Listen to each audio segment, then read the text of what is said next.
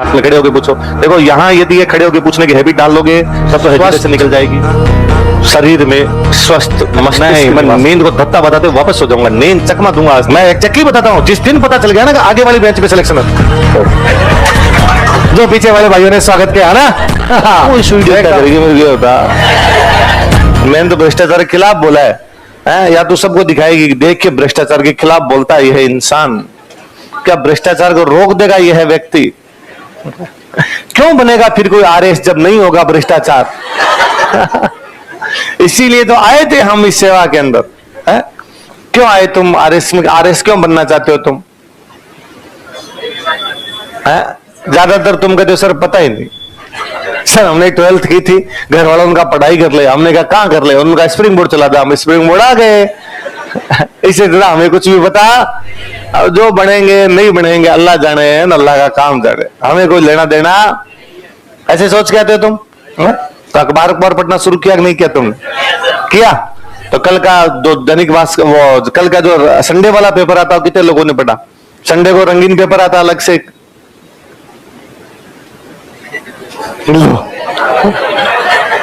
अखबार पढ़ना शुरू किया। हाँ सर, संडे वाला किसने पढ़ा? कौन सा, कब, कहा, क्या बात कर रहे थे आप? ऐसी तो कोई बात हुई नहीं थी अपने बीच। आपने एक दिन कहा था संडे तो छुट्टी है, कोई भी संडे को अखबार पढ़ेगा। आप संडे वाले अखबार की बात कर रहे हो, कल हमने मेन अखबार भी नहीं पढ़ा। क्या क्या कल पूरे दिन आपने? सोए, नींद ली? कितने घंटे नींद ली? जैसे 8, 9, बिना गिने पड़े रहे, लगातार सोए सोए सोए रहे। सारे मजा आ गया क्या सो गए? नींद लेने से मजा आता है कि तुम्हें? कितने घंटे सो जाते हो? अधिकतम कितने घंटे कोई सो सकता है? 10, 6 अधिकतम होता है। 11, 12 सो सकता है तुम?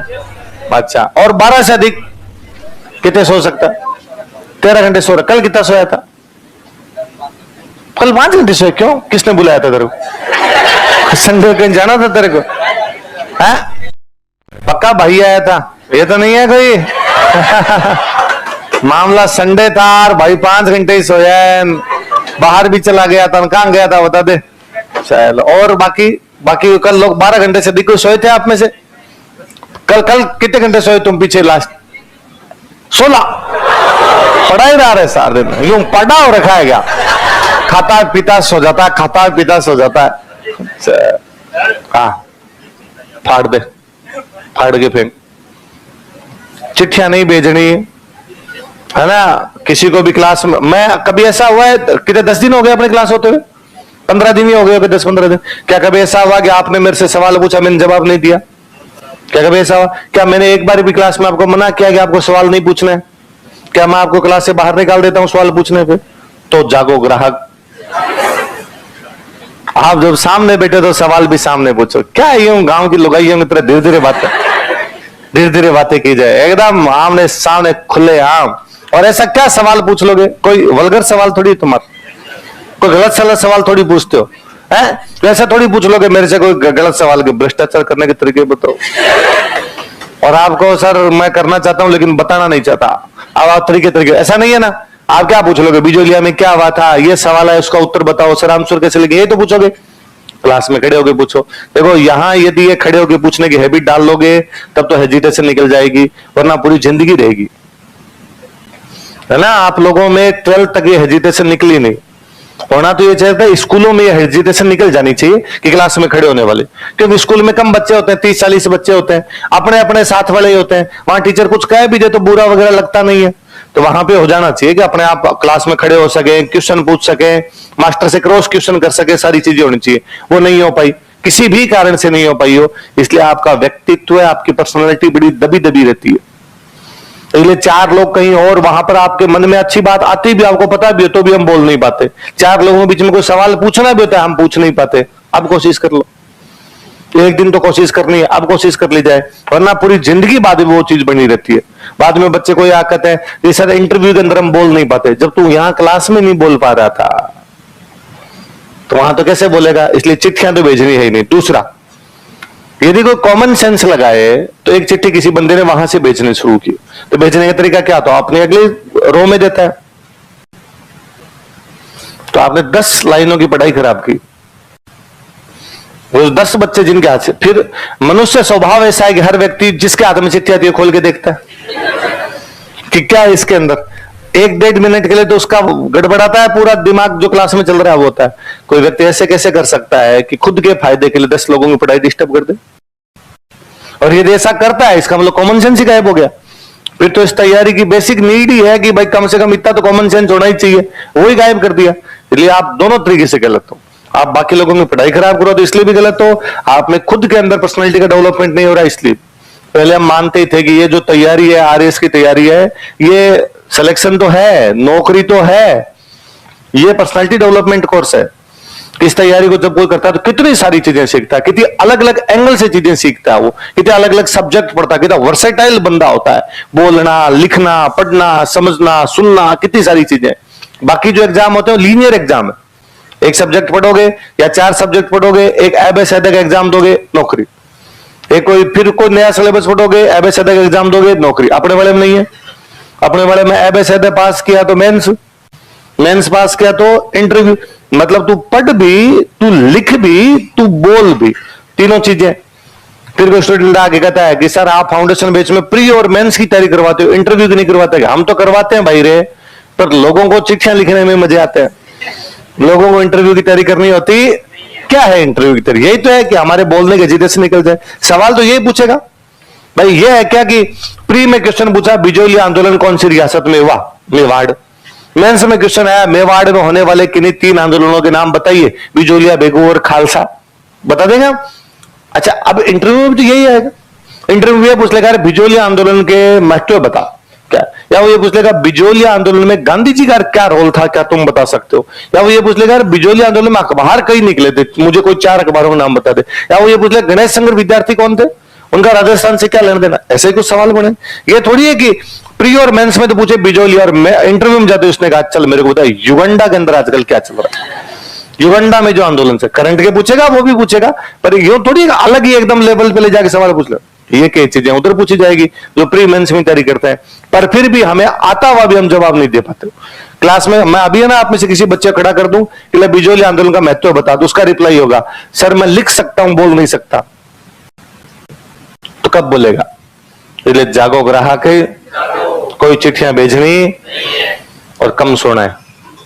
असली बात तो सोने वाली थी ना अपने, है ना? 8 घंटे सोना है। कितने घंटे सोना है? 7 घंटे रात को, 1 घंटे दिन में। हाँ, मैंने क्या बोला अभी? मैंने अभी क्या बोला? तो 8 घंटे, फिर और क्या है? तो नहीं, कोई इच्छा नहीं बताता। मेरे से जब मेरी बात माननी है तो 8 मानो, यूं फिर कोई बाबा जी की बात मान ले 4 घंटे। कितने घंटे सोना है? स्वस्थ शरीर में स्वस्थ मस्तिष्क निवास करता है ना? 8 घंटे सोना ही है। तुम्हारे वाली उम्र में तो पक्का पक्का सोना है। एक थोड़े टाइम बाद में तो वैसे ही नींद नहीं आएगी, है ना? नींद भाई, और तो वो क्लॉक सेट हो जाएगी। ऐसे मेरे ना, मतलब वो क्लॉक सेट है कि मुझे 6 बजे आंख खुल जाती। अब वो कल संडे था, तो कल मैंने परसों में रात को सोया, तो मैंने सोच के सोया था, मैं कोई मूवी देख रहा था, फिर मैंने कहा कल मैं 10 बजे से पहले उठूंगा। मैंने फोन वोन सब बंद कर दिया। मैं तो 10 बजे उठूंगा, सुबह किसी का फोन भी आएगा तो कोई अपने को डिस्टर्ब करेगा नहीं। और कल कोई कार्यक्रम वगैरह भी नहीं था, कहीं जाना भी नहीं था। 2 कार्यक्रमों में जाना था, दोनों बाद में थे। एक में 1 बजे जाना था, एक में 3 बजे जाना था। मैं डन, आज तो ऐसा 6 बजे कट आंख खुल। तो मैंने कहा नहीं, मैं नींद को धत्ता बताते वापस सो जाऊंगा, नींद चकमा दूंगा आज तेरे को।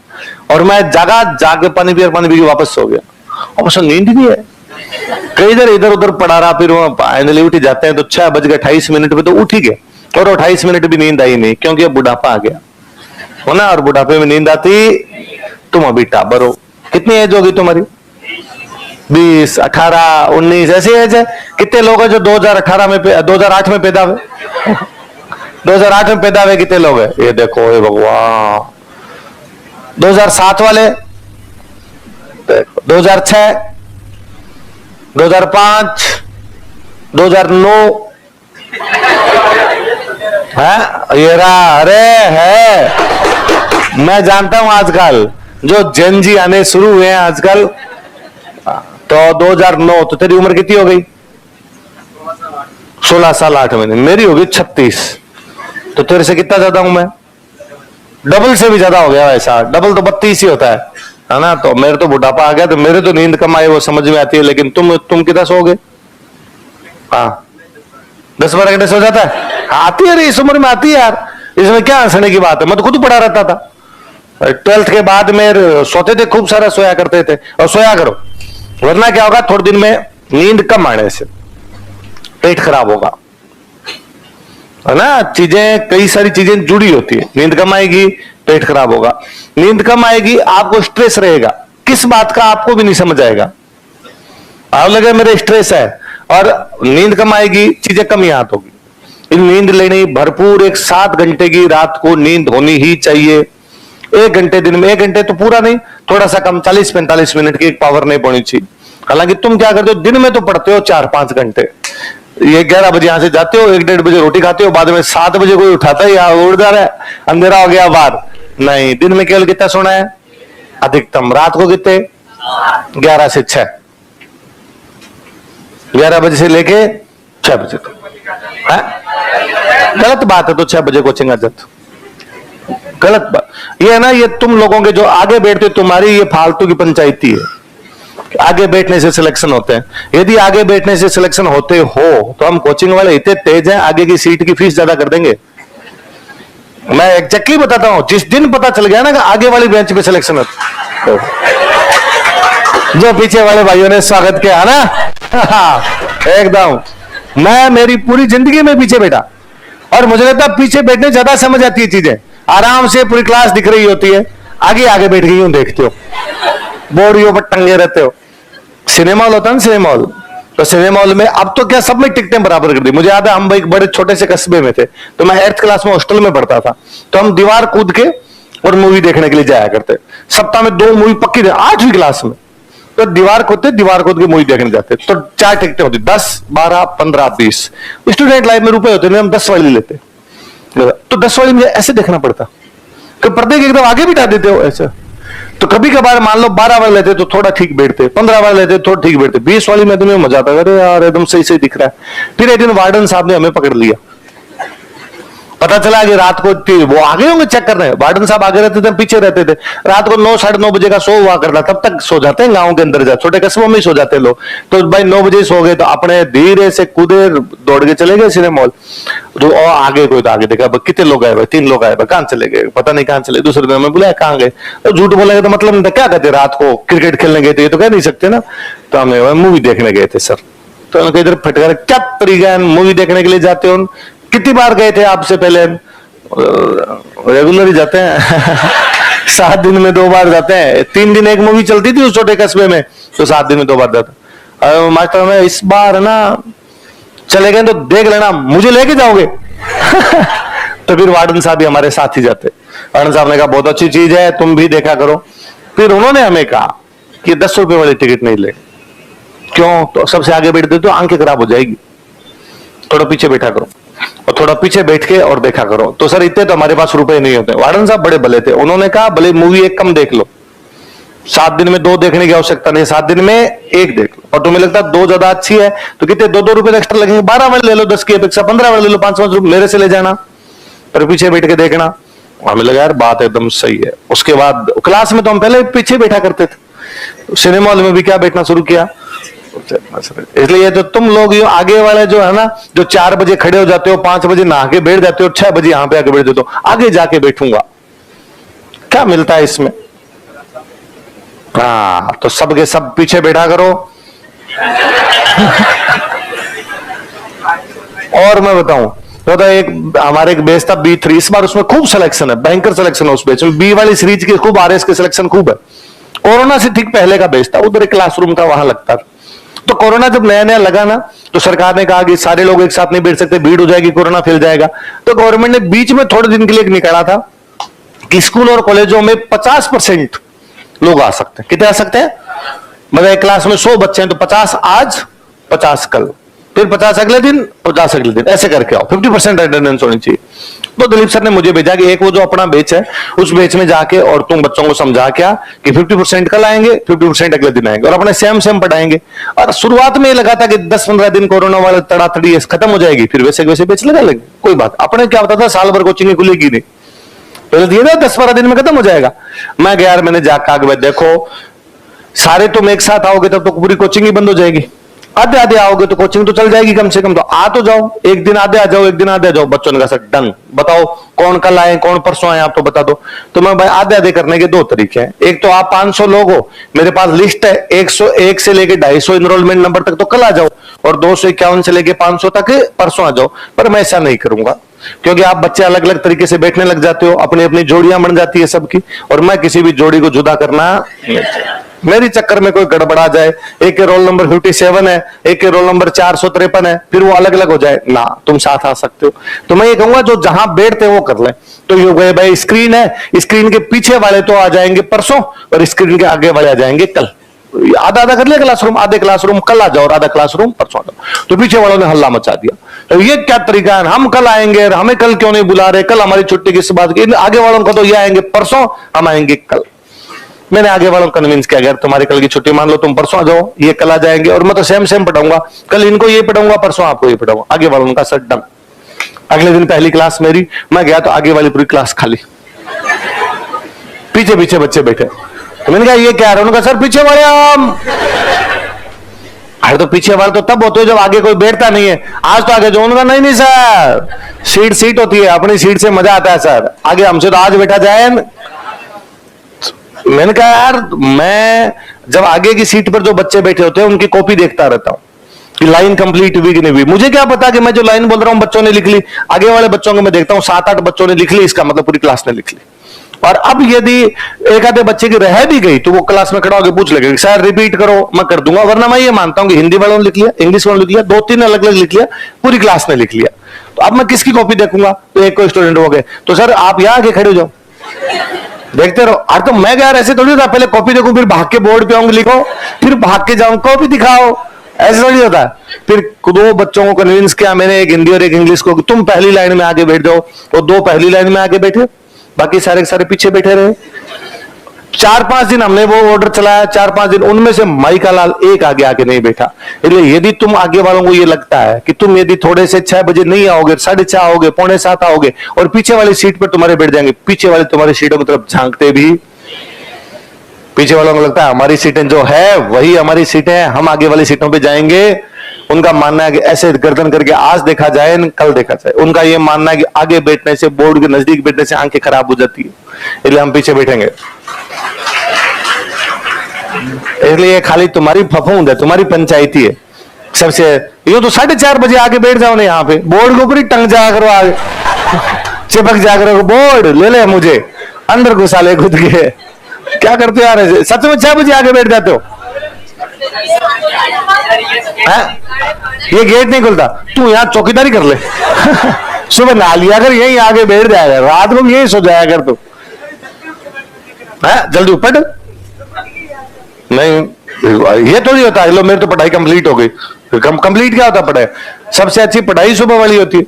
मैं कहता हूं सुबह उठने के बाद आधा घंटा मिले, 15 मिनट मिले, 1 घंटा मिले, उसमें पढ़ा जाए, बिना किसी से बोले, बिना किसी से बात की, चुपचाप पढ़ा जाए। और क्यों जल्दी उठना ही क्यों है, उठना है ही नहीं ना जल्दी, रात सोने के लिए है ना। ये पंचायती मेरे भी नहीं समझ में आती ज्यादा, हालांकि कोई कैसे भी कर सकता है, पर्सन टू पर्सन वेरी करता है, पर फिर भी ज्यादातर यदि रात को सोया जाए तो सुबह पढ़ाई ठीक होगी, दिन में ठीक होगी, है ना। पूरी रात पढ़ लेंगे, दिन में सो जाएंगे। मेरे तो कभी पल्ले पड़ी नहीं ये बात सारी। लिखो आगे लिखो अपने।